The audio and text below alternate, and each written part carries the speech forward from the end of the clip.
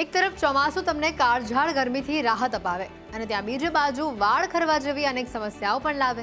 હવામાન બદલાતા વાળ ખરવાનો સામનો કરવો પડે છે અને સાથે જ વાળ ચીકણા રહેવા અથવા તો વાળમાંથી ખરાબ સ્મેલ આવવાની સમસ્યા પણ થાય છે.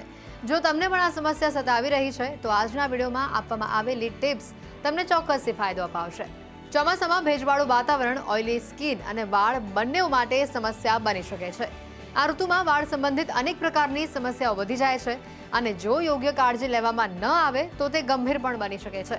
ચોમાસામાં વાળ ઝડપથી ખરવા લાગે છે, ડ્રાયનેસ આવી જાય છે, ડેન્ડ્રફ જેવી સમસ્યાઓનો સામનો પણ કરવો પડે છે. ઉનાળા અને ચોમાસા દરમિયાન માથાની સેબેસિયસ ગ્રંથિઓ જે નેચરલ ઓઇલ વાળમાં પેદા કરે છે, જે વાળને ભેજયુક્ત રાખે છે અને જેનાથી વાળ ચીપચીપા થવા લાગે છે, ખોડો થવા લાગે છે. ચોમાસામાં આ સમસ્યા બમણી થઈ જાય છે.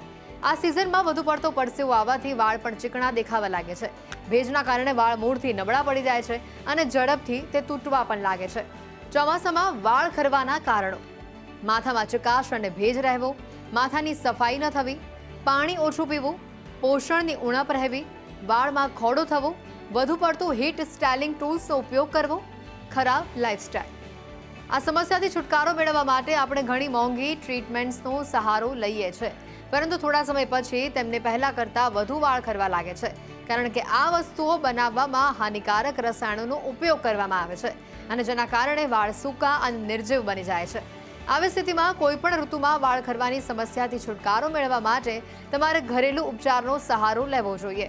જેમ કે મેથીના દાણા વાળ માટે ખૂબ જ ફાયદાકારક મનાય છે. નારિયેળનું તેલ ગરમ કરીને માથામાં લગાવવાથી વાળ સારા થાય છે અને વાળ ખરવાથી પણ બચી શકાય છે. ચોમાસામાં વાળનું આ રીતે ધ્યાન રાખો: શરીરને હાઇડ્રેટેડ રાખો, કસરત કરો, પૂરતી ઊંઘ લો, ભીના વાળને ક્યારે ન બાંધો, ભીના વાળમાં કાંસકો ન ફેરવો, વરસાદમાં વાળ ભીના થયા બાદ ચોખ્ખા પાણીથી વાળને સાફ કરો. તમારા આહારમાં પ્રોટીન અને લીલા પાંદડાવાળા શાકભાજીની માત્રામાં વધારો કરો. ખાંડ અને પ્રોસેસ્ડ ફૂડને ટાળો. મોસમી ફળોની સાથે આખું અનાજ પણ ખાઓ. સૌથી અગત્યનું છે પૂરતા પ્રમાણમાં પાણી પીવું અને વાળ ધોવા માટે સામાન્ય પાણીનો ઉપયોગ કરો. સ્કેલ્પને સંતુલિત રાખવા માટે તેને ઠંડુ રાખવું ખૂબ જ જરૂરી છે. રાસાયણિક ઉત્પાદનોની તુલનામાં ઘરેલું ઉપચાર ઘણીવાર આપણા વાળ અને ત્વચા માટે ફાયદાકારક મનાય છે.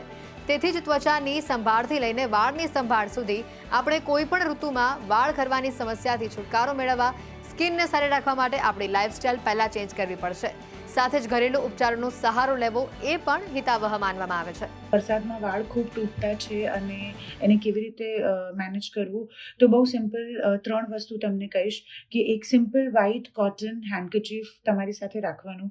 જ્યારે પણ ચીપચીપના માહોલમાં જ્યારે હેર શાફ્ટ્સ વધારે મોઇશ્ચર અબ્ઝોર્બ કરે છે ત્યારે તે તૂટવાનું ચાલુ થાય છે અને જ્યારે સ્કેલ્પ ક્લીન નથી હોતું તો ફંગલ ઇન્ફેક્શન્સ થાય છે, જેના લીધે વાળ તૂટે છે. તો વ્હાઇટ હેન્ડકરચીફ, વેધર આપ હેલ્મેટ પહેરો છો, વર્ક પ્લેસ પર જાઓ છો અથવા કિચનમાંથી રૂમમાં જઈ રહ્યા છો, તો ઇન્શ્યોર કે એક વ્હાઇટ હેન્ડકરચીફથી સરસ એને ડેબ કરી લો. Try to take away all the moisture, extra ચીપચીપ which is there on your hair, so the scalp will be dry and clean. અઠવાડિયામાં એકવાર અથવા 15 દિવસમાં એકવાર તમને ટાઈમ મળે તો કડી પત્તા, સિમ્પલ કડી પત્તા, એને સરસ વોશ કરીને એનું એક પેસ્ટ જેવી કન્સિસ્ટન્સી ગ્રાઇન્ડરમાં ગ્રાઇન્ડ કરીને અને એ પાંથીમાં લગાવીને અને કોટન દુપટ્ટાથી રેપ કરીને 30-35 મિનિટ્સ જેવું વાળમાં રાખવું. બોડી હીટથી ફોલિકલ્સ જે છે એ એનું જે ગુડનેસ છે એ અબ્ઝોર્બ કરી લેશે અને તે સ્ટ્રોંગ બનશે. અને પછી એકવાર અડધો કલાક પછી એને સરસ પાણીથી રિન્સ કરી લેવું, ઓનલી વોટરથી.